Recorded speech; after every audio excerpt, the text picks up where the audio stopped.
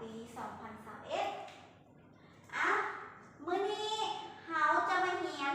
วิชาภาษาลาวบทที่3ต่อเนาะแอบอ่านตามครูตั้งใจเบิ่งเด้อนายครูจะอ่านพวกหลานเบิ่งเด้อไปปะ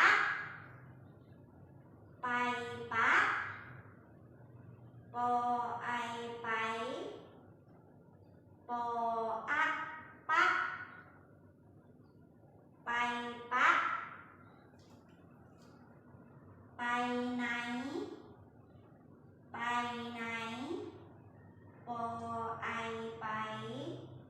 นอไอไหนไปไหนไปนาไปนา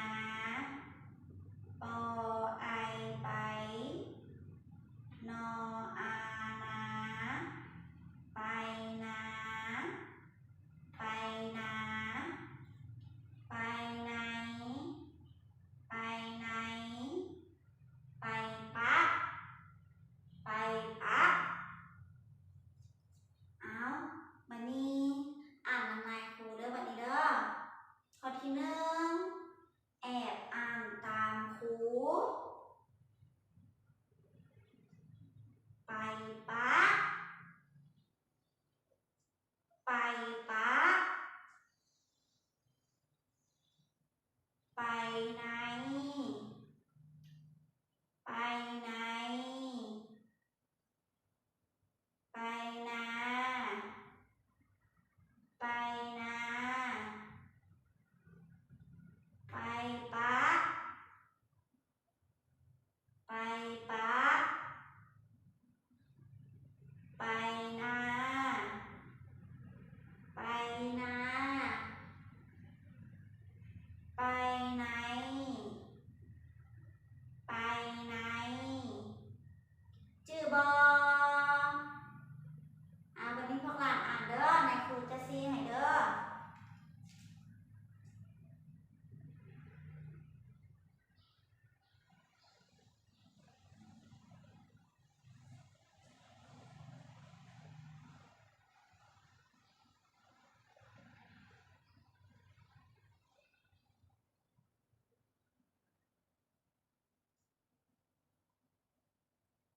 อีกครั้ง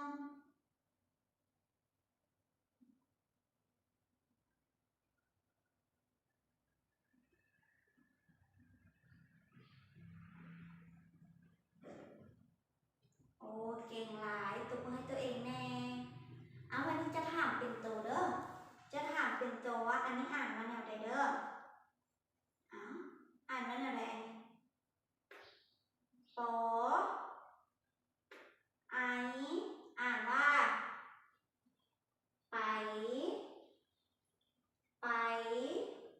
อันนี้เด้นอ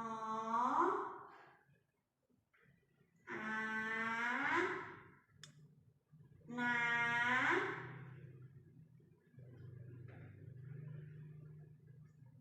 นอไอไหนโอเก่งหลายตัวมือให้ตัวเองแน่หลังจากพวกหลานเนาะอ่านน้ำสาวครูแล้วมันบอให้พวกหลานไปใกล้คืนบทที่3นาที18ข้อที่8เด้อพวกหลานเด้อนี่เนาะสาวครูจะมีเพียงพวกหลานมันบอน้องพวกหลานมาเบิ่งน้ำสาวครูเลยเนาะให้พวกหลานก่ายน้ำสาวครูแล้วมันบอนี่ก่ายน้ำสาวครูแล้วเนาะนี่สาวครูจะจำไว้ให้น้องให้พวกหลานก่ายใส่เด้อแล้วให้พวกหลานไปแอบก่ายบทที่3นาที18ข้อที่8ใส่บทที่สาวครูจำเม็ดนี่เด้อพวกหลานเด้อนี่เนาะหลังจากนั้นให้พวกหลานไปแอบอ่านบทที่3นาที23อีกเด้อเห็นแล้วบอเห็นแล้วเนาะเข้าใจแล้วเนาะ